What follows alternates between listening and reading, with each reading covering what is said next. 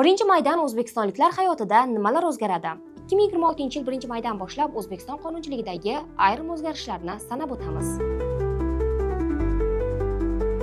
1 may sanasidan boshlab aliment qarzdorligi mavjud bo'lgan shaxslarga nisbatan qo'shimcha choralar qo'llanadi. Xususan, qarzdorlik to'liq bartaraf etilmaguncha yirik bitimlar tuzish, ayrim moliyaviy xizmatlardan foydalanish va davlat xizmatlaridan foydalanish imkoniyati cheklanadi. Shuningdek, kredit qarzdorligini undirish bilan bog'liq ijro harakatlari endilikda maxsus ixtisoslashtirilgan davlat ijrochilariga yuklatiladi.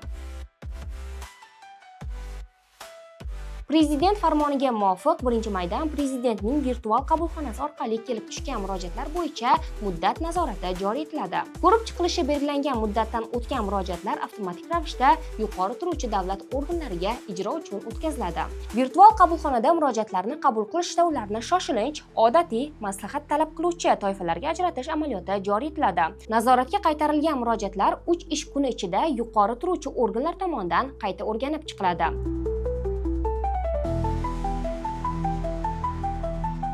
2 maydan boshlab Toshkent va Xiva shaharlarini bog'laydigan Jaloliddin Manguberdi tezyurar poyezdi qatnovi yo'lga qo'yiladi. Bu haqda Bosh vazir o'rinbosari Ochilboy Rahmatov jurnalistlarga bergan intervyusida xabar berdi. Poyezd Hyundai Rotem kompaniyasi tomonidan ishlab chiqarilgan bo'lib, soatiga 260 km/gacha tezlikda harakatlana oladi. Tarkibida 7 vagon mavjud bo'lib, ularning uzunligi 175 metrni tashkil etadi va 3 ta toifadagi yo'lovchilarni qabul qiladi: VIP, biznes va ekonom, jami taxminan 390 kishi. Endi har oyning 10 va 25 sanalari avtomobilsiz kun sifatida o'tkaziladi. Bu kunlarda davlat xizmatchilariga xizmat avtotransportlaridan foydalanish taqiqlanadi. Agar ushbu sanalar ish kuniga to'g'ri kelsa, haydovchilarning ish haqqi saqlab qolinadi.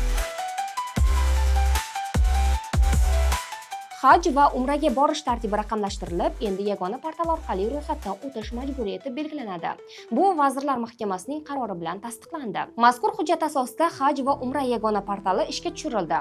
Endilikda muqaddas ziyoratga borishni istagan barcha fuqarolar ushbu portal orqali ro'yxatdan o'tishi shart bo'ladi. Qarorga ko'ra, yangi tartib 2026-yil 1-fevraldan boshlab Haj, 1 maydan esa umra safarlari uchun amal qiladi. Ziyoratchilar haqidagi ma'lumotlar portalga kiritilmasdan turib, safarlarni tashkil etishga ruxsat berilmaydi. Bundan tashqari, barcha turdagi litsenziya, ruxsat berish va xabardor qilish tartib-tamoyillari, litsenziyalash, ruxsat berish va xabardor qilish tartib-tamoyillari to'g'risidagi qonun bilan tartibga solinadi hamda faqat litsenziya axborot tizimi yoki yagona portal orqali amalga oshiriladi. Bundan Markaziy bank hamda istiqbolli loyihalar milliy agentligining vakolatlariga taalluqli bo'lgan litsenziyalash, ruxsat berish va xabardor qilish tartib-tamoyillari mustasno. 1 maydan boshlab O'zbekiston qonunchiligidagi o'zgarishlar haqida Vaqt.uz saytida batafsil tanishishingiz mumkin.